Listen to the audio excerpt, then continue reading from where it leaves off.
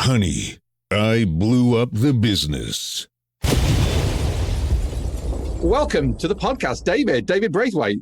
Great to be here, Dan. It's brilliant. Thank you for inviting me on. And I'm really excited to actually have the conversation with you. Having listened to some of your other bits and pieces, it's like, I've got things to share as well, as I know that you have. So it'd be great. Oh, well, thank you for saying that. And thank you for listening to my podcast. We are trying to boost the numbers, so the more the merrier. So, and I'm excited about this because David is a total legend. And I've known him for actually, what I realized actually is we first met in 2017, which was the year that my business blew up. But I met you first. You were on a flight to Toronto. We were going to coach with Dan Sullivan. And so there was, I can't remember, at that point, it was the first time I saw you. And I remember we connected at some point around there, but it was definitely 2017. So we go back, actually, our relationship to the time when I blew up my business. And David's an amazing, successful entrepreneur. He runs a financial planning firm called Citrus Financial, but he has a number of other businesses around that under the Citrus brand, which deal with various financial issues and people's kind of life challenges. And he actually specializes in working with people with a media profile, which he has himself because he's got his own BBC radio show. So listeners, when you hear David's voice being far more professional than mine, it's because he's been trained by the BBC. Well, I've got a lot to live up to now, Dan, haven't I? So, that's the trick. You build me up so big, you see. Now it gets difficult. I'm going to bring you down, crashing down. But he does have his own show. He's spoken at worldwide conferences, including an audience one time of 14,000 people. That's quite good. That was a big gig. That was in Vancouver. And you're in a big room when you can't see the people, but you can hear the echo of your voice coming back off the back wall. So that's quite something. It's good fun, though. It was good fun. Yeah, that's amazing. And one time he did an 8-date in 2018, 8-date speaking tour in Australia and New Zealand. Massive career highlight that was. I got to travel around, a lot of work, a lot of travel, but what a way to see an amazing, beautiful country in Australia and then New Zealand as well. And the people there, absolutely superb. So one of my big career highlights, and you just think, God, I've pinched myself. Is this real? Am I actually doing this? So yeah, very good. That's amazing. I picture you as the sort of Metallica of financial planning. But yeah, you need to grow your hair a bit. But I think of the riders as well. I need to think of a better rider. Indeed, yeah. Well, and to cap all that off, he's actually an associate coach. So he coaches other entrepreneurs with Strategic Coach, which, as I think if you're a regular listener, I attend Strategic Coach. But I have built you up now, David, with your illustrious media profile, international speaking career, successful businesses, and amazing coaching prowess. I'm going to bring you crushing down now to a time in your life way back in the 90s when things weren't going so well. And I believe you were working in an estate agent. I was back in 1992, and then one day some official-looking men walked through the door. Could you tell us what happened? Yeah, I loved estate agency. I got to be nosy around people's houses, and I loved the job because you're dealing with people, and it's quite an emotional sort of time for people moving house, and you've got to see some amazing properties and so on. And it was all going so well. And I remember how it happened was that I actually had a meeting with the sort of regional manager at the time of the estate agency chain. I said, look, I'm just about to buy a house with my wife-to-be. And I just want to make sure, that everything's okay and it's all stable because I'm taking on a mortgage. Don't worry, David. It's all great. Everything's looking wonderful for you. We've got great plans for you. Great. So I go off and I buy this house, and about 6 months later, these people turn up in suits, just come in the office. It's like, well, this isn't, when something's not normal. And almost, they didn't have a clipboard, but you can imagine there was something. And they just said, I'm really, really sorry. The business has fallen into receivership. We're liquidating it. So unfortunately, you are no longer required. And that was it. And it was an absolute shot out of the blue. So I had to hand my car keys over for the company car and walk home. And that was it. So I remember thinking, now I am stuffed. I have no income, no company car. So how do I even get to interviews is the thing. And it was also from something that I really liked doing. I really enjoyed it.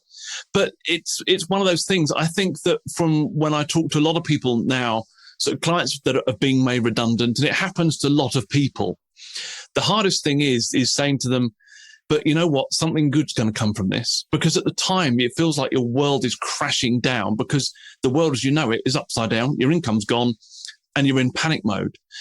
And I was out of work for probably good 6 months, actually, claiming unemployment benefit, as was my father.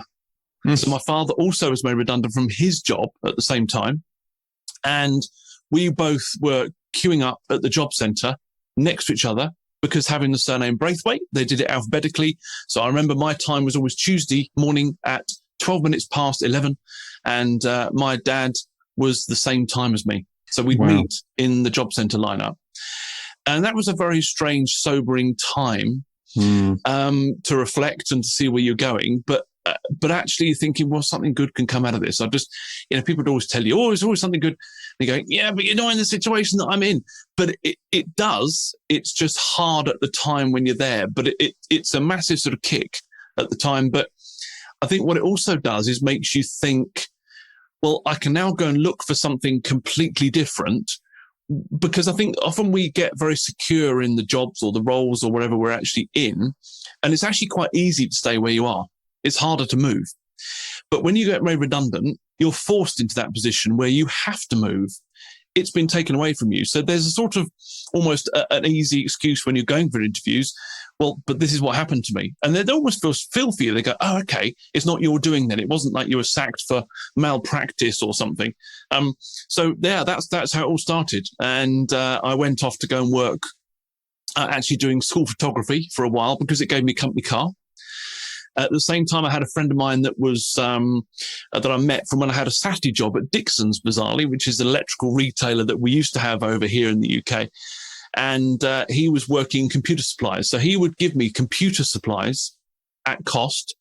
I would then travel around and go and do whatever boot fair I could. So turning up at 5:30 in the morning on a Sunday, selling computer peripherals and accessories and disposables. And weirdly, I actually ended up earning more money from doing that than what I was doing estate agency. I started creating mailing lists of people and all sorts. So it was good. I look back on it now, I think that was such a massive learning period wrapped up in what felt like failure at the time. But I look back on it now and I'm glad for the experience, but at the time it's a difficult bitter pill to swallow, as you can imagine. But yeah, I mean, it's interesting because people often do say these things, or in fact, the theme of a lot of this podcast is conversations I'm having is that the bad times sort of become learning experiences or become the path that takes you to something good.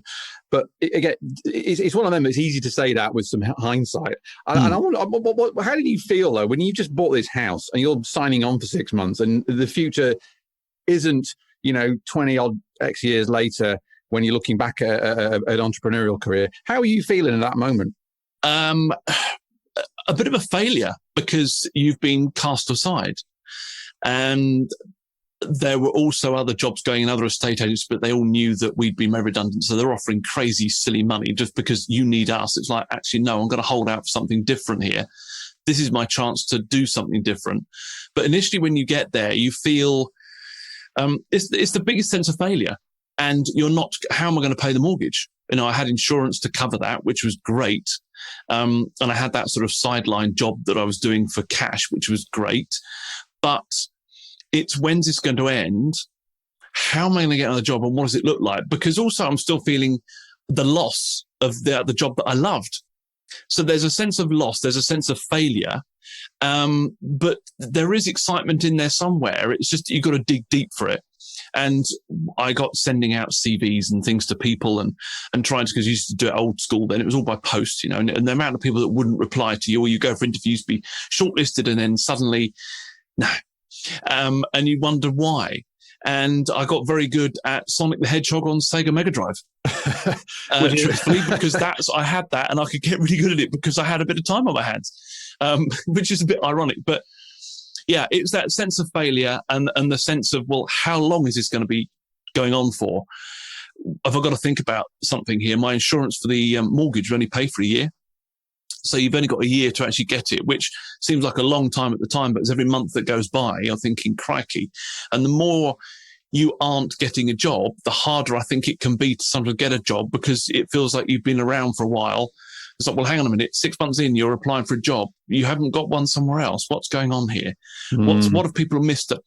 So you start to become a bit stale feeling as well. So yeah, it's disappointment and failure. And also you feel like you're letting your family down. You know, you're the one that's redundant. You know, you're the friend that's, oh, he's redundant. You know, so there's a huge bit of shame, I think, in it as well, where you'll feel you're letting them down in a way. And yeah, it's not, that's not a nice space to be in, but so many people are in it and going through it and haven't gone through it, but will go through it. You know, that's the point, isn't it? It's having that faith that actually it will be okay, but you just can't see it at the time. Particularly at the moment with the pandemic and the impact of the pandemic, and I think that's going to roll out further into 2021, where we are now, in the middle of the year. This is a real live topic, I think, for people. So just with the benefit of hindsight, and sat where we are now, and listen, we've had the career and it's sort of moved in the right direction over time, and you're able to have that more perhaps faith now you've seen it pan out, the pattern pan out. What specific lessons did you learn? Can you now see with the hindsight that you've been able to apply since the sort of early 90s? I think that you never know quite what skills it is that you just take for granted when you're doing certain things that will actually hold you in good stead for when you're doing things later down the line. So things like the skills that I had with people when you're being an estate agent of creating, it's all about relationship building. And the job I'm doing now is relationship building. Even when I had the Saturday job working in the electrical shop, it was about relationship building. It's all about connecting with people. So I think from my point of view, it's about taking those experiences that you've had and what was the good points about all of those, and how can you have to dig deep sometimes to find the positives in there and think, right, okay, what is it that I did enjoy about that job? What was it that I can leverage in there, and how can I use that into my future? And putting yourself out there, it's about making connections. And what I made sure of was that it was about the relationships. Who can I lean on? Like the chap that had the electrical computer suppliers, for example, I can use that. So the people around you can be more help if you only stop and just ask for it. I think there's a lot, it's the pride thing. It's like, well, I'll be okay, you know, but actually, you know, you need to lean on your friends. You need to lean on your family, and they're far more willing to help probably than what you give them credit for. But you have to be open, and you have to be honest, and you have to be vulnerable. There's that vulnerability that often I don't think that we are as people, because we're all quite happy to, you know, we always have this sort of picture that we build of ourselves or people see of you. Sometimes we need to shed that skin and be really vulnerable and ask for help. You know, and there's a big thing where people don't want to ask for help because, you know, well, I'm an island, I'm a man, I can do this, you know, I'm a woman, I'm strong. It's not always the case. And I think a lot of people behind the skins aren't as probably as confident in what you think they are. So you need to ask people if they need help, but also the people that are there, don't be frightened of asking for help and support where it's needed as well. And I totally agree with that, by the way. And I think this is one of the things people have is the fear of showing, call it quotes unquote, weakness or vulnerability or perceived weakness. This idea you have to be bulletproof all the time. So your experience shedding that, letting that go, helps. It does, yeah, but it's a hard one. It's not an easy one to do, but it is a case of just saying, look, I actually need some help on this. So I remember talking to a friend of mine whose dad had been made redundant, and his dad was working for a big company. And I said, and he had redundancy, I think they called it counselling or something, or support or something, where the company would help you, give you lessons and tutoring, and you know, how you write a CV, how you present yourself at interview. So I remember asking my friend, I said, your dad did this thing. Is there anything that he could share with me? And it was him that told me, this is the CV template that I've been shown to use. Great, I've got a template. And then he gave me this one hint. He said, one of the things that they told us is never print your CV on a bit of white paper. Try using something a bit different. So I printed all my CVs on yellow paper. And it's those little nuggets of, if I hadn't have asked for help, I wouldn't have known that. And I think partly when you're looking for new opportunities, it's a confidence trick. So if you're doing these things where you're just moving the needle, I call it, just a little bit more in your favor, and you go, oh, I'm sending the CV out on yellow paper, that one's bound to do well. You know, it just gives you that kind of, okay, I can do this. But I had to ask, I asked for help and I got that support from that chap. But if I hadn't asked, I wouldn't have got it. So it would have maybe prolonged things. Maybe the CV with the yellow paper got me the job that I ended up in with the bank. I don't know, but I feel good about it. And he was also redundant. He was happy to share his experiences. Go, oh, I found this out and this was good. So it was about sharing with him as well. And this was a chap that was a very high flying guy who ended up working in a local petrol station, night shifts. Wow. So that's a massive come down for him. But I think hats off to anybody that does anything, frankly. Nothing's beneath anybody. And I think we all need to realize that as well. Sometimes you've got to do the things that you don't want to do to get to the things that you actually want to get to. And everything builds your experience and builds the picture and character of who you actually become. That's really interesting. So you've kind of had this experience, this formative experience in 1992, and you had this relatively sort of chaotic period afterwards where you're trying to find your feet and navigate through redundancy and job signing on and trying to learn this stuff. And you're kind of opening yourself up and allowing yourself to kind of be vulnerable and learning from that. And I guess you talked about this idea of your almost your confidence waning over time. I'm interested again, like with the perspective of where we are today, how did you maintain your confidence, and what have you learned about maintaining confidence when things are going bad? It's not easy. Despite what people might tell you, it's really, really not easy. So when things go bad, I think for me, it's about asking for help. I had it the other day, literally the other week. Something went horribly wrong with the client, and I go into just panic mode. And oh no, am I right? Am I wrong? I've got somebody that I can just ring up and say, can I just vent? And this is a Friday night at 8:00. Mm-hmm. And I was able to talk to this person, and they kind of reset me. But I had to actually admit that I needed just a bit of that point, or just to bounce something off somebody, because am I going mad here? Because your brain can do funny things with you. And I bounced it off somebody and sort of almost reset where I was with it. It was like, actually, yeah, that's a really interesting perspective, because we only see things from our eyes. We're only going to see things as to what our brain's been trained to see and how our view of the world is. But other people have always got different opinions. So it's like if you see something happen in the street, you know, and then the reporter goes around to everybody that was an eyewitness, they're all going to come up with a slightly different story and about their views, depending on they'll magnify and reduce certain things, depending on what it means to them. And the same in life. You know, you can go through things. It could be something with a client. It could be something in your personal life that actually you just need that other perspective view to reset yours and come up with a better solution, certainly a better view through your own lens. And it just changes it a little bit. So it's a bit like going to an optician's, isn't it? Where you have to read the lines out and they put those massive glasses on and they just change something. And you go, oh, now I can see it clearly. You just need someone that will be the optician for you, just to and click things a little bit and go, oh, now I get it. That's a great metaphor. It's funny. I watched a video yesterday on YouTube of Ray Dalio, the guy who wrote the book Principles. One of his life principles is to embrace reality and deal with it. And there's a fantastic video he's got on YouTube, a small animation, about 5 minutes, where he explains this principle. But the key thing here is about reality, embracing reality.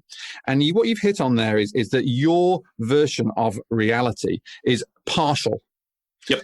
Yeah. And so what you're talking about is kind of delegating to people around you, to the world, to give you a better picture of reality. And Ray Dalio's excellent on this, like understanding reality as it really is, not as you perceive it to be or fear it to be, or that your emotional state is distorting.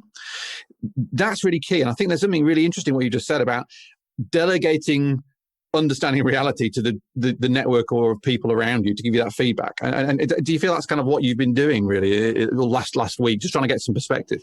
Yeah. So last week, that's definitely what happened. But also when you recognize that that's what works for you, I look back and I think, oh yeah, I do that. And it could be your parents that give you perspective on something.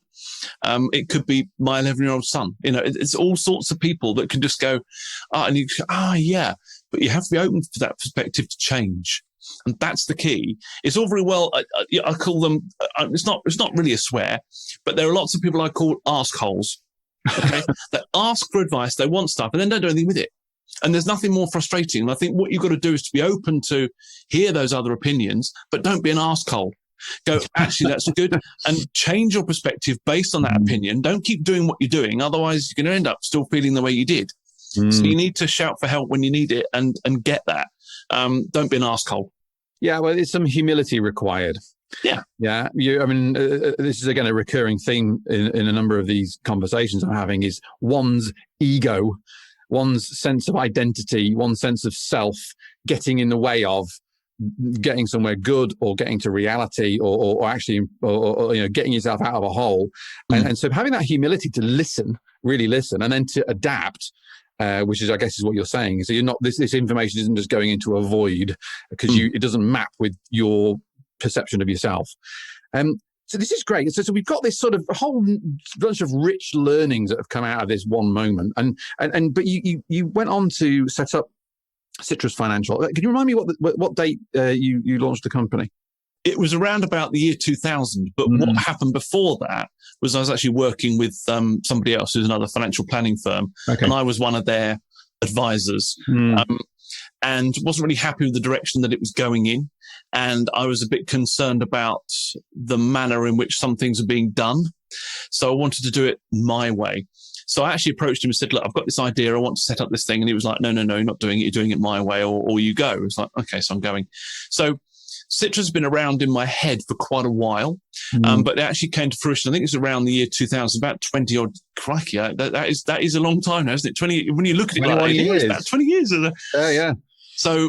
So it's been around about 20 years, and I'm immensely proud of it. Mainly because actually, I think when I was at school, I was never really that good at school. I just scraped, if people remember, O levels. I just scraped 5 of them, all with a grade C. So literally, it was a scrape.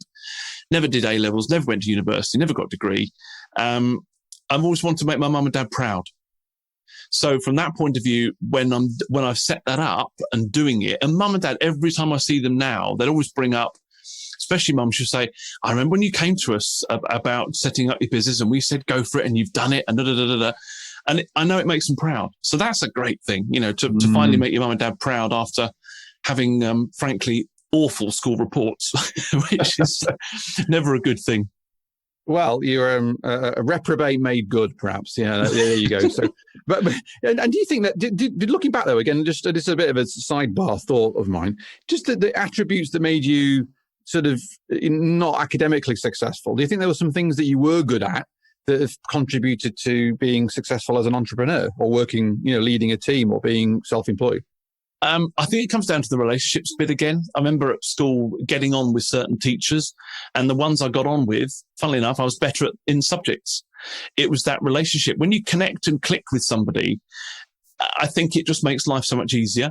So I have those teachers now that I still remember back to. I remember one of them saying to me, he said, I said, I'm just struggling with this. I went on to start A levels, and he said, David, he said, you're such a really lovely lad. He said, but I just don't think you're going to get through this. And I remember saying, actually, that's the advice that I want, really, was to know that I'm doing okay, I'm doing the best that I can, but I'm really probably not going to push this any further. So those sort of people in your life that stick up, and I know of a lot of people at the moment, there's leaving going on at schools and all sorts of things. And I don't think some of the teachers and people that you meet in your life know how influential they can be necessarily for the rest of your life. And it's coming from my parents are both teachers as well. So you still meet these people that you think, actually, well, those little things that you say to people can mean a big thing. So from looking back to where I am now, I think it's almost like a counselling session, Dan. This is very interesting the way that you're questioning this, because you're making me really dig deep through my thoughts, which is exactly what you want, isn't it? So I think the fact that I was never necessarily going to be academically great at school meant that I had to fight for something else.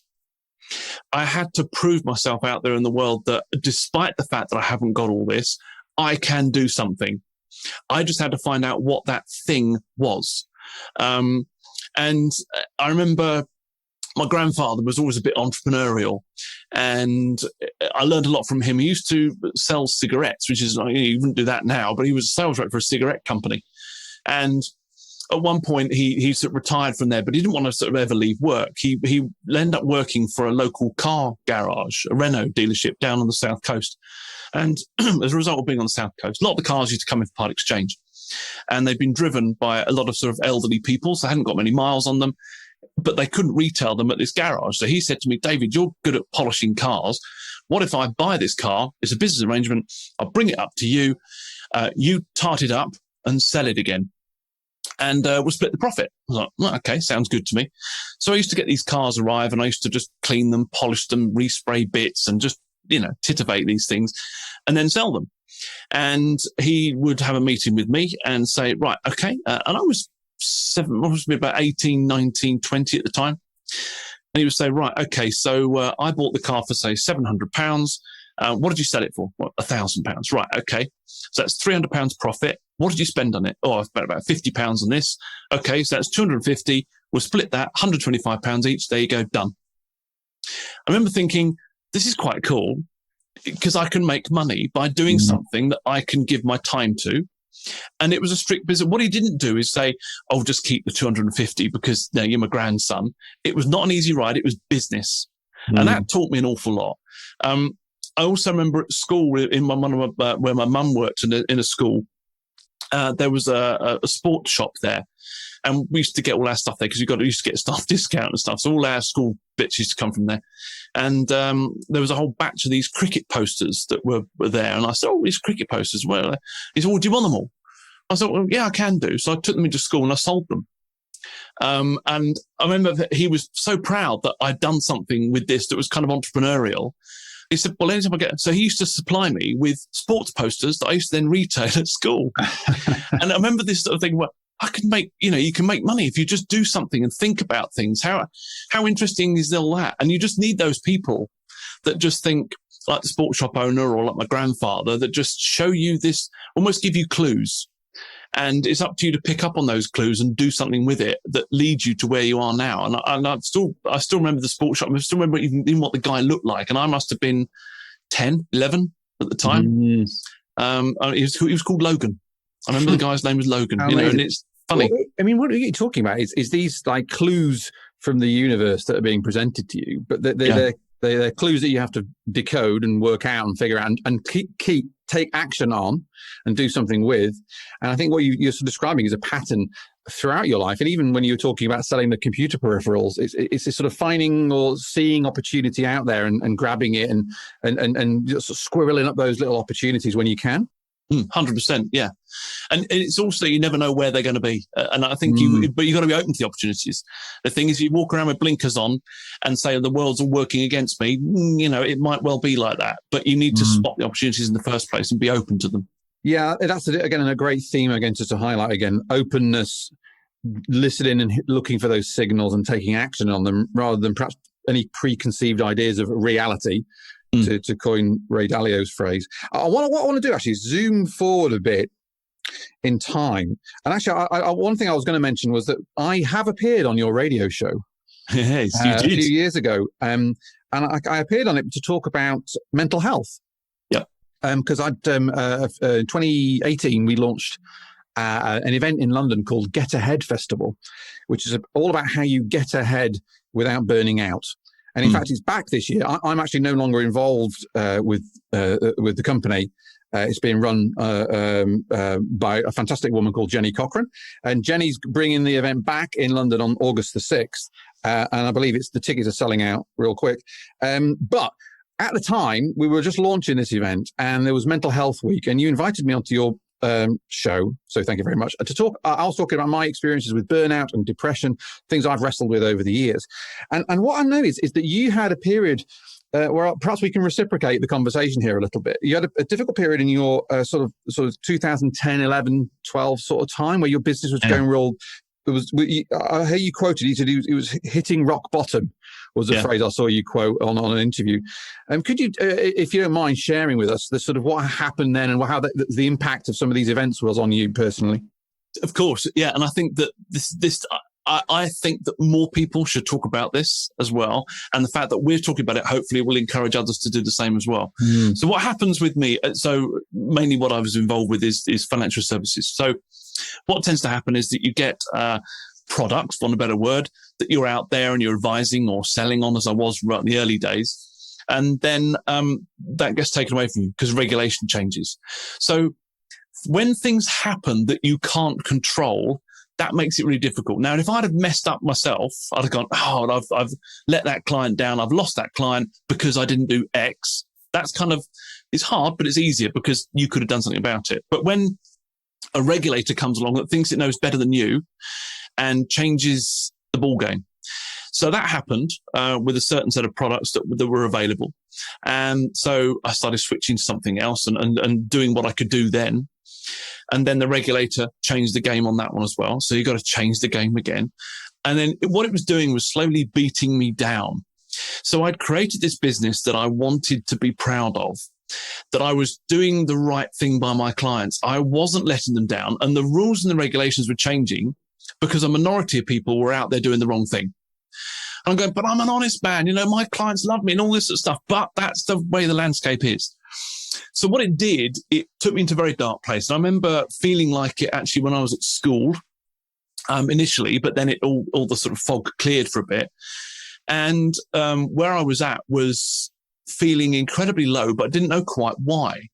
So I would look at, I remember a couple of times, I remember this vividly, was especially when I was driving, looking at people that were walking past the car and automatically thinking, you don't know what I'm feeling at the moment and your life is so much better than mine. Because I was judging other people going, you're so lucky because you're just walking along and you've got nothing to think about. And yet here I am struggling here. So I didn't know quite what was going on. So I was very reluctant to go and take medication or something for it because I felt that then I'm admitting that I failed in some respects as well. So I carried on with it. And then when it gets to the point where you are opening up a little bit in front of clients, almost talking too much to them about how you feel, and they're thinking, crikey, what's going on here? That's a bit of a red flag that you probably need to get a bit of professional support.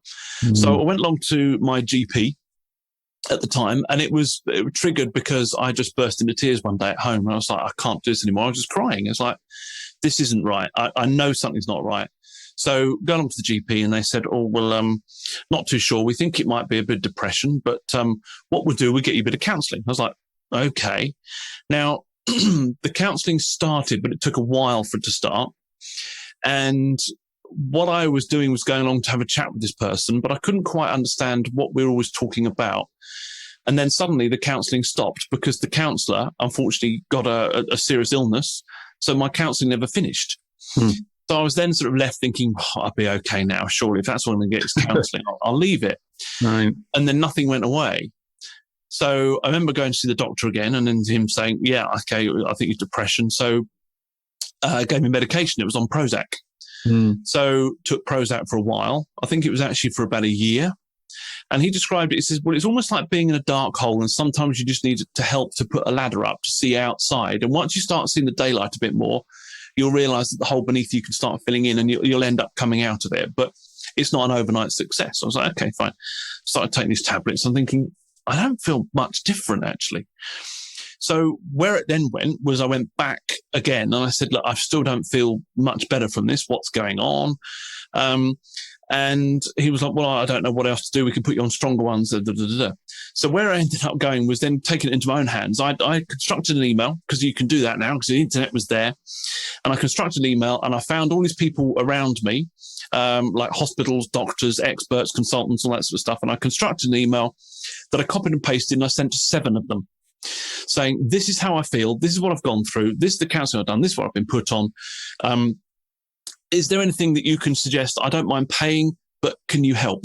And all of them came back, but there was one actually really local place to me here that came back and said, well, actually, there's a London doctor that's going to be in on this day, on his day that he comes down to see us. He really wants to meet with you. So I went to go and have a meeting with him. And I remember going into this oak panel room and the guy's sitting there with a yellow pad and a massive fountain pen. I remember this huge fountain pen that he had and he just scribbled things. He said, it was quick fire questions. How old are you? What about this? What about your family? Blah, blah, blah, blah. And he was scribbling all this stuff down. And I was thinking, crikey, this is quite wearing. And 45 minutes later, he shut his pad and he went, I know exactly what's wrong with you. I went, right. He said, they've been treating you for depression. It's not depression at all. I said, what? He said, no, it's you're suffering from anxiety and panic attacks. I said, am I? He said, yes, let me give you examples. So if this happened, you'd feel like that. And for once, the first time, I thought, someone gets me. This is it. I understood. And he said, if you feel like this, you'll feel like that. I went, yeah. And I remember this sort of moment of like, and we're talking probably 3 years in now to get to this. So he said, well, go and have somebody, I'm going to refer you to somebody for CBT. So I went and saw this CBT person, didn't really click with them. And about a year later, I was still going to see them, spending a lot of money and didn't really get very far. So I thought, what did I do last time? I sent an email to different people. Now, I'm a big fan of Darren Brown. Who's a sort of illusionist, mentalist, that kind of thing. So I'm very keen on understanding the brain a bit more. And what I felt like wanting was if somebody could just literally lift my skull up like you would a car bonnet and look at it and go, oh, yeah, I can see, that wire's just not quite connected. Can you just reconnect that wire and I'll be fine? So I wanted that. So I looked at hypnotherapy. So again, I did an email. This is what had happened. I've been diagnosed, but now I knew what I was asking for. It was about anxiety and panic attacks, and sent this email to, I think it was 12 hypnotherapists all locally. And I found this one that was really interesting. And she came back to me and there was a couple of one bloke that was retired. He said, I'll take you back on even though I've retired. This one lady came and said, well, can I have a chat with you? I went, yeah. She said, well, here's my story. I was a journalist. And I was sent to do a story on debunking hypnotherapy and saying that people are wasting a load of money on it. So I went to go and see a hypnotherapist about something just to write the article about them. And I was sorted out. And she said, I saw the light. And it was just like, this is just crazy. So I retrained as a hypnotherapist. And this is now what I do. So, okay. Now, as a way of getting therapy or getting fixed, she said to me, I feel sorry for people when they struggle for longer than they need to, and we are seen as a last resort. I said, okay, it's interesting. So it's the laziest therapy you can do. You literally lie down, feel like you go to sleep. And then you wake up and you go, okay. And I remember querying it with her saying, well, surely I think I'm just dozing off. And she said, well, how come you wake up when I say 3, 2, 1, open your eyes? So, okay, you got a point there. Anyway, so several sessions later, got on with her like a house on fire. And what's interesting is that it hasn't gone away. But what I do now is I recognize it and I've reframed it. So going back to what we were saying earlier on about you need your lens shifting by people, she shifted my mental lens on how I now see and come across things differently. So I would say it's not gone away. It's controlled.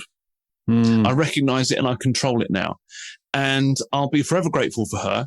But also, I had to take the first step. I had to ask for help. So coming back to what we were saying right at the beginning of this is, if you're not, or you need something, don't be frightened or fearful of actually getting the help and support that you think you might need, because it's out there. You just have to find it. And just to pick up on a couple of points in there that resonate with me very much with my health or mental health experiences. The bit, it ultimately, it does come back to you. And this can kind of sound a bit harsh. And a lot of the conversation around mental health is around compassion and listening to people and asking people if they're okay. But the bottom line for me was I went to the doctor and the doctor basically said, oh, you need to take more holiday. This was 2007-ish, I think. So I was told to take more holiday, but basically I had depression. So the NHS didn't fix me. I had multiple trials and errors of many different therapies and different ways of getting on until the point somebody said, oh, I think you've got depression. And but the point was, I had to find a way to open up, to share, which I really resisted, by the way, and get over time the help that nowadays is much more easy to come to because people are much more, they understand these things and much more can guide you. But the key thing is, and again, it is on you. Yeah. Particularly if you're an entrepreneur, you're running a business, you think you have to show strength all the time to your team and your clients. You can't show weakness. You can bury that thing and think, you wouldn't go there. But really, to your point, opening up and confronting it, but you have to take ownership of that. Yeah, you do. And why also suffer? Life's too short, and life's too short to feel rubbish and to not enjoy what you're doing, especially when it's your passion. And I think it's that vulnerability. It's that I need to get some help here. But luckily, I think that what's happened over the 20 years is that I think that mental health was something that people go, pull yourself together, you'll be fine. Has changed now. The conversations that people are having around it are changing for the better. It's been a slow move, but now I think it is way more acceptable. And I think also during the pandemic, people have spoken about it a lot more. We've even had our royal family here speak about it openly. It's no longer this thing where it's viewed as, because I think the difficulty with mental health with lots of people is that if I broke my arm, I'd have my arm in a sling and you go, oh, you've broken your arm. Look, I can see that. But with mental health, they always look at you and they turn their head to one side, look at you, and I go, ooh. And they don't know quite how to deal with it. And they think, well, are you nuts? What, are you going to burst into tears in a moment? Am I going to say the wrong things? Am I going to trigger something? And they become more sensitive to it as well. So you're not getting the true them anymore. And it's a really strange thing. But why should it be different? Why can't it be the same as when you broke your arm and you get some help to mend it?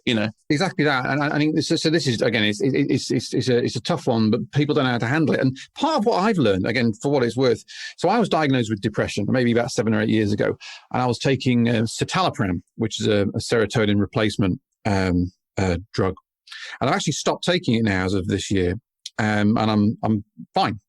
Now, the question I didn't ask, and no one really went to me, is why is your serotonin levels being depleted?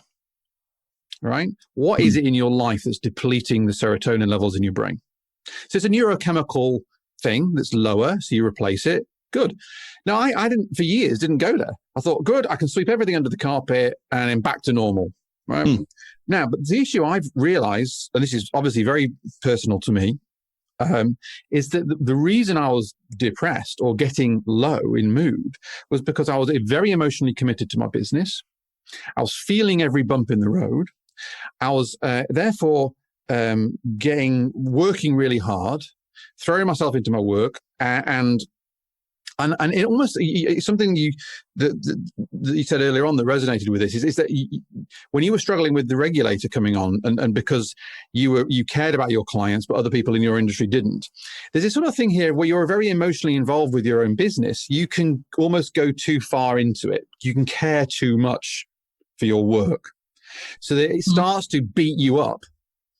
So then your serotonin levels deplete, or whatever the impact would be. This is my theory for myself anyway, because when I started to unpack my philosophy of life and get much more grounded and more centered and more able to ride the emotions of being an entrepreneur, my need for a drug to replace the serotonin, I don't need it anymore.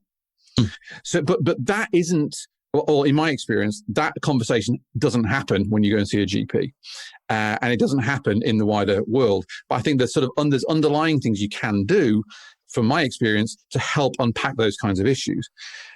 So just I think this, your sort of stories. I mean, so thank you for sharing it and being so open. And it's so interesting that through caring for your business, it has this impact on you, and then you've had to adjust your life accordingly. So what do you think the big lesson's been coming out of that? This is like 10 or so years ago. Looking back at that last 10 years, what's the big lessons? Is to look at what it is that can trigger that sort of sense, that feeling, that overwhelm, whatever that it is that you worry about your business. But this is the thing, Dan, we care about our businesses, So if we didn't, we'd be probably made of stone if we didn't feel something, or we're doing the wrong job. So we are going to feel things if we're doing the right things, and that's what our job is passionate about. But it's about recognizing what it is that might, for want of a better word, set me off. I know what it is for me. So what I've got is I have the right support team around me. So when I took on my, what's now my office manager, after she joined, I said, look, I want to talk to you about something. And this is how I feel. And this is what she went, right. Okay. So she's now aware and can almost protect me, or certainly put things across in a different way to make sure that I receive it in the right manner. But also I will talk to her. But what's interesting is that the team will also talk to me about things. No, not everyone on my team knows that I've gone through all this. They can find out. It's out there. It's not a secret. Mm-hmm. But certainly I think it also makes the team feel that they can talk to you if they know that the boss, in inverted commas, is sort of receptive to that conversation, rather than, "Oh, just get on with your job." You know, what are you talking about? You think your life's hard? Try being the boss. You know, that's not the right way of doing it. So I like the fact that, I like the fact that I've been through it. Am I grateful for it? Yes, I am. I think it's also meant that some of the conversations I have with clients sometimes, particularly around death and so on, I can get really down to an empathetic level that maybe other people can't. I'm really free to share what it is. But to answer your question, it's about making the world around you act with you and for you, rather than and have it protect you a little bit from those things that could trigger that sort of thing going on, by having the right people around you, and recognizing it and sensing, oh, this is what it is. I know what it is. This is how I'm going to combat it. And, you know, I could always go back to hypnotherapy again if I felt like that. I know what I can do, what my support mechanism now. So therefore I'm not so fearful, because I found the help. And the hardest thing is feeling like that and not getting the help and not feeling supported is worse than actually feeling like it, getting the help. But it's about recognizing where you can go to get that help again. Well, that's great advice. I think the cost of not getting help is suffering, as you said, lost opportunity, and also the impact on the people around you, be it your relationships within your partner, your family, your colleagues, etc. And I would echo what David's just said about being open about your health, be it mental or otherwise, with your team if you're a leader of a business, because they just understand where you're coming from, and you're not suddenly this boss, quotes unquotes. You're a human being with foibles and vulnerabilities, and you're trying to do the right thing. Assuming you are, but you're trying to do the right thing, and they can help support you with that. And there's a reciprocation here of openness, by the way. And I think you said this about, particularly in the pandemic, there's lots of people, you know, working remotely, not leaving the house, people feeling lots of pressure, fear for the future, fear of redundancy. You know, this is where we started the conversation. So I found this in my company is because I've been very open about my mental health, and because we aim to have a culture that is very open. People are open. They just say, look, I'm really stressed out, or I've got a migraine, or I can't come in because I've got something on. I need to take some time this afternoon because I'm exhausted. People say that on the Slack channel. People say that on the team meeting, and everyone goes, no problem, look after yourself. And what happens is there's an openness of actual genuine transfer of real information. And people always make the time up and get the jobs done because they reciprocate. Yeah. And what you're getting is their true self.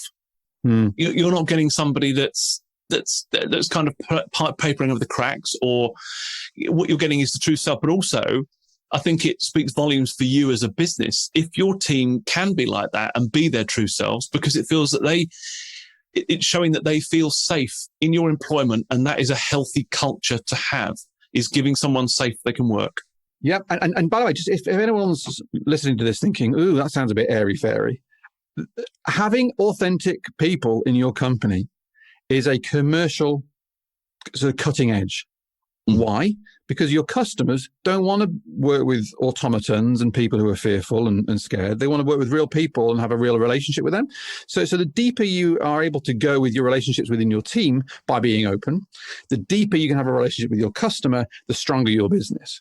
So 100%. This is not airy-fairy, let's all kind of like sing Kumbaya and talk about mental health. This is critically important, in my opinion, to build a sustainable, profitable, long-term business, and is a competitive advantage over time. And if you're hiring at the moment, which is difficult to get good people, it's a competitive advantage.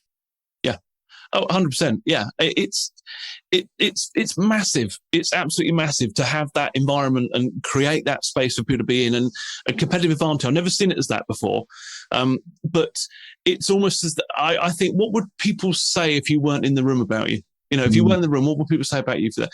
And I always think that is leave on a good note. And actually, you know, Dan was there for me when this happened or that happened. It's like you're being the teacher now from when I was at school. You know, you remember those people. I think we also have the chance to go, I remember when David said this, or I remember when Dan did this in his business and what we did, and we made a difference there. And it's always lived on with people. Yeah. And I think also to bring up your point as well, when you're dealing with customers, clients, whatever, if you're not being your true self and you think you are and you're pretending, guess what? They know. They know you're not being your true self. So they think they're being sold to in some way, or there's no something underlying's going on. Yeah. So always be your true self. Yeah. And it's just one thing you said there. I come from a background in branding. I used to own a brand design business. And the best definition I've heard of branding is your brand is what people say about you when you're not in the room.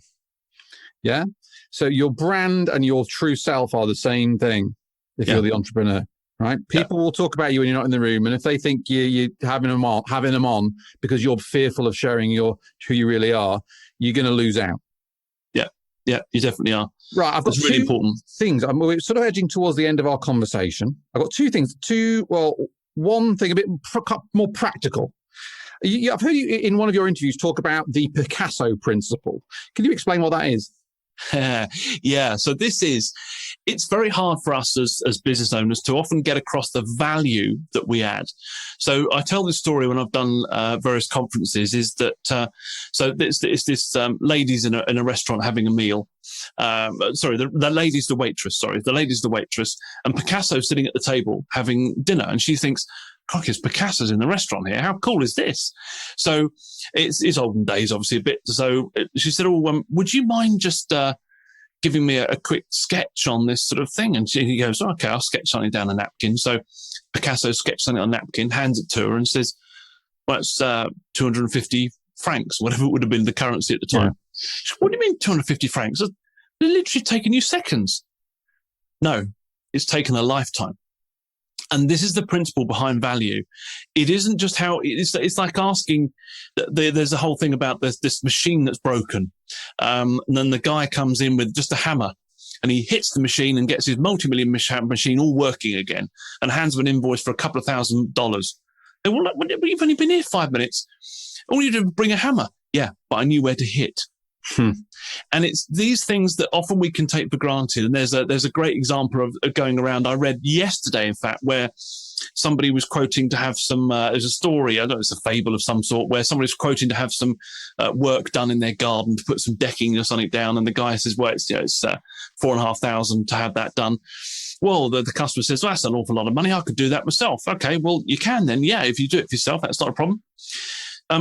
"Well, what do I need to order?" And he then gives them materials, and then says, "Well, you can actually hire my material and tools if you want, £300. And well, okay, that seems fair enough. And you need to come with me to the merchants to buy all the timber at 6 o'clock in the morning. Well, I can't do 6 o'clock in the morning. I work."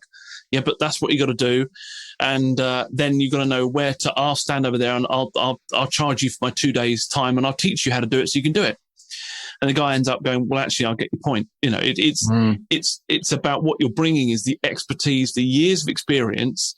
And to quote a Dan Sullivan thing, you're trying to actually recruit a who and not work out how. Yeah. You want someone to make the job go away, and so you will pay for that. So think about it when you are with your customers and clients. What the value that you're bringing, and don't underestimate your experience and qualifications or whatever it is that you're thinking about, because actually you're better than what you think you are. So often we undervalue ourselves, and we can make things look very, very simple, but that's what we get paid to do, is to make things look simple. But just because it's simple doesn't mean to say it's cheap. It's value. Well, I always say that Apple products are more expensive than other products. Well, why? Well, it's because they're just easier to use, and they work out of the box, and you don't have to configure them. And so the simplicity of the user experience, of the quality of the materials, of all the experience you have, is the value. Yeah. And there's no instruction manual with an iPhone. Yeah. So we were just recently building some software for our firm, and I said, "I want it to work like an iPhone." He goes, "What, you want it to look like?" No. I want it so that when you open up the web page, you just instinctively know what to click and how to get to where you need to go. I don't want instructions. I don't want training videos. I don't want all this stuff. Make it like an iPhone. "Oh, okay. Well, that's a big tall order." Yeah, but that's what we want. That's what we want. Just want out of the box, go. And I mean, this is the world I'm in, sort of making technology, and really simplicity and intuitiveness is the value, the interface between what you're trying to do and the person at the other end. And it's very easy to make it complicated and difficult. But I thought that was just the whole thing about charging for time. An hour of time is not the same when different people are applying themselves in that hour. And I think, again, it's something that I'm trying to I'm still wrestling with that in terms of how we best articulate the value we can bring. But I think that's a good one to share, because I know that's something you try and build into your business. Mm. So thank you for sharing that. That's great. So one to take away your Picasso-ness in your own business. And the final question I'm going to ask you today, and we've had a great session here going back from many, many years of overcoming adversity and dealing with real challenges and sort of building, I guess, out of that adversity, new ideas, new innovations, new ways of being. So there's lots of great advice in there. And one of the things I like to ask people in the interview is if there's people listening, entrepreneurs, perhaps less experienced entrepreneurs, there's loads of advice out there, right? And we've been giving them advice in this session. But what advice should entrepreneurs ignore? When they make it look easy. I think there's a lot of culture out there with things like social media, Instagram stuff. They post all this show reel and say it's really, really easy. And it isn't easy. It seems that overnight success is almost like a real thing. It isn't. It takes hard work. It's a story that we're creating with what we're building in the business as well. We want to have the knocks, the scuffs, the hard times to have the good times. And in terms of what should people ignore, I think the classic thing is when you walk into a room full of people and you go up and you have a chat with somebody that you don't know, and you say, "Oh, so how are you?" And they'll always probably answer with the same thing. "Oh yeah, you're good. I'm busy." Rubbish. They might be busy, but actually what's really going on behind the scenes? So what challenges you've got at the moment? What's the best thing that's happened to you in the last week? Ask them those sort of questions, and don't assume because they say they're busy, it means, because in your head, you then think they're doing better than me. They're more successful. They've got it all sorted. Rubbish. They're what I call peacocking. They're there in the room because they've got a face that they've got to try and portray. They're trying to show their show reel. And that's what people's default is to say how well they're doing. I actually don't believe that everybody is doing that well. Just because you're busy doesn't mean to say you're actually doing well. And I think it's a mask for what's really going on. So the biggest lie, I think, is when people say, "How are you? Busy?" Yeah, really? I think is to ask more probing questions, ask different questions, or say, "Busy? What's keeping you busy at the moment? But how are you feeling?" Ask a bit more and get down to really what's going on from those people, instead of just taking it at face value and assuming that you're not as good as them. Because we're always benchmarking ourselves, aren't we? We're always thinking, how are we doing compared to, and that's a dangerous game. Yeah, it's funny. The word busy is a sort of word that is a bit of a Rorschach test for people. And, busy is often used as shorthand for successful. Yeah. But there's a question of whether, if you're really busy, are you being that effective anyway? And really, you could be busy losing money. Yeah. Too. Yeah, you could be. You could be busy doing all sorts of things, but it doesn't necessarily mean you're having a successful business or being happy in what you're doing. Yeah, it's funny. Actually, and that's the difference. There's a definite. I've been very guilty of this, and entrepreneurial people are, but of taking on projects or setting things up that keep you, quotes, busy. And again, coming back to the whole sort of mental health thing, I had this issue. I realized where I had this feeling that unless I was like feeling hyper caffeinated on an unbelievable deadline, which I had to perform at a very high level for all the time, that things weren't correct in the universe. So what I would do, this is a subconscious urge. So I would drive myself to create things that created that feeling, because that feeling of, quotes, busy was what I thought I should be. And then that created the depression. It burnt me out. So by unpacking those unconscious drives, those subconscious drives, and going, why do you need to set up 3 companies, Dan? Why do you need to do X, Y, or Z at the highest level? Well, just chill out. Give yourself a breather, mate. And also, I think a lot of people do that because they're distracting themselves from what the real issues actually are. Yeah, and by being busy or distracting yourself is actually, well, if I do all this, I haven't got to think about this, or I haven't got to think about how I'm feeling. It's a distraction. They're trying to almost make their own mask. So that they appear, and they're trying to kid themselves that actually everything's okay as well by being busy, by distracting themselves. And it can be a dangerous thing. And sometimes, often you can see behind me, we can't quite, but there's a check there. Often, sometimes what we actually need is just to slow down, to go faster. Yep. the best thing you can do in your business often is just pause, listen to yourself, think about things and what's really going on. Self-audit yourself. Are you busy? How are you really feeling? What's really going on? Who could you talk to that maybe you could learn something from? What more could you do that would be practical to help you, not just from a business point of view, but from a mental health point of view as well? Are you doing enough? There's always questions you can ask yourself. And actually, the other inverse of that, are you giving yourself space and time to breathe, to reflect, to actually not do anything? There's a fantastic podcast I listened to between a guy called Gabor Mate, who's a 70-odd-year-old doctor from a Canadian doctor, and he was being Rangan Chatterjee's podcast in lockdown. And they were talking about, I'm a big fan of Gabor Mate, but they were talking about how in lockdown, when you're sat at home on furlough or your business isn't working or whatever, you're sat on your own, when you're feeling these feelings of fear, uncertainty, terror, worry, anxiety, rather than distracting yourself with Netflix, Twitter, Facebook, endless content that's abundant all the time, maybe just sit with the emotion. Yeah. Sit with it. Don't run away from it. Don't hide from it. Just be with it. Just go, okay, I'm worried. I'm scared. I'm terrified about my ability to pay my mortgage because of the impact of the pandemic on the business I'm running. I just sit with it and just be with it. And I think just to pick up this point about distraction, our culture is great at like distracting itself from everything that's important through social media, etc. And I think entrepreneurs, and I've been very guilty of this, are good at distracting themselves from what's really important through being entrepreneurial. And it's a catch-all sort of phrase that excuses sort of irrational, impulsive, compulsive behavior. So I think what you've said there is really important on a quite a deep level. It is.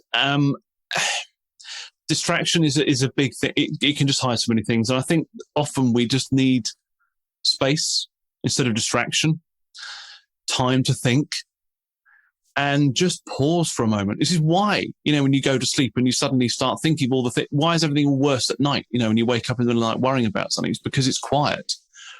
I have an expression with my COO in the office where we're trying to make a decision about something. It's like, we've got this person maybe we're looking to take on, or we've got to make a decision about whatever. We're just not sure. I go, right, let's sleep on it. He goes, oh, you're doing that again. I went, yeah, let's just sleep on it. Let's take a moment of just almost silence, but in a sleep. I said, because tomorrow we'll see it in a different light. And there's a massive power in sleeping on it. It really is. If you just almost go to bed thinking about, right, I need to think about this and that, your brain can almost work in sleep mode. And you come back with a different perspective and actually, above all, a calmer perspective because you're not having to make a decision now. I've got to do it. Actually, stop, pause, sleep on it. Next day, regroup. How do you feel now? And you bet you anything you like. Our best decisions that we've made as a business are because we slept on it without actually forcing the decision. Well, so you do need that moment to pause. There's another a great book as well, which is I've got to think of what the title is. I've come up with it. I've just listened to it literally now on Audible, and it's called The Road Less Stupid. And The Road Less Stupid talks about that moment where you should just stop, think, and have a pause on this. And each chapter is designed to go, right, now take this away and think about it. And I recommended to so many people, and people have said, this is one of the books that somebody said the other day, this is one of the books that I keep carrying around with me. This is one I keep coming back to. So listen to The Road Less Stupid, because that's all about stopping, thinking, breathing, and then making a rational decision, not panicking. So that's really great. And so I would like to be less stupid for sure. So I'm going to read that book. And I'm also going to finish this podcast and take a nap. I feel like, let's have a sleep. Life will be enhanced afterwards once I've done that. But what a conversation. I mean, really, we've gone super deep there on a number of levels, and there's loads of good stuff. And frankly, you've kind of helped me organize some thoughts in my own mind. So thank you, David. I really appreciate it's a pleasure. Your time. It really is. It's a pleasure. And it's great to also talk to you again, because I don't talk to you enough, frankly. And I could talk to you for ages, because there's certain people in life that you feel better for having met and been in the company of, and you're one of them. So Thank you for being there for me as well. I'm going to put that on my LinkedIn biography description. Well, that's very kind, really. I'm doing that thing where English people can't accept a compliment, and I'm being all awkward and weird now. But genuinely, that's really kind. Thank you so much, and really appreciate it. And let's hope we will see each other soon, because I'd very much appreciate that. Yeah, for sure. Hopefully. Well, listen, once again, thank you so much. It's been a great podcast, and I will see you soon. So thanks for coming on the podcast. I'll see everybody next time. Perfect. Thank you, Dan. Bye. If you want to receive the top 5 tidbits, the nuggets, the insights from each episode in your inbox every week, head up to honeyblueupthebusiness.com. Yes, the snappily titled honeyblueupthebusiness.com, and enter your email address. And we're going to get the best bits. We're going to collate them together, and we're going to send them to you, so you don't have to write them down when listening to the podcast. Yes, nice and easy. So get up there, enter your email address, get the tips, all good. And I've got to say before I go that this podcast is generously supported by my company, The Tech Department. Thank you, guys. They are indulging me as I'm pursuing this little creative project. If you want to find a company that helps make your technology better, so that gets your business better as well, head up to thetechdept.com. So on behalf of everybody here, thanks for listening.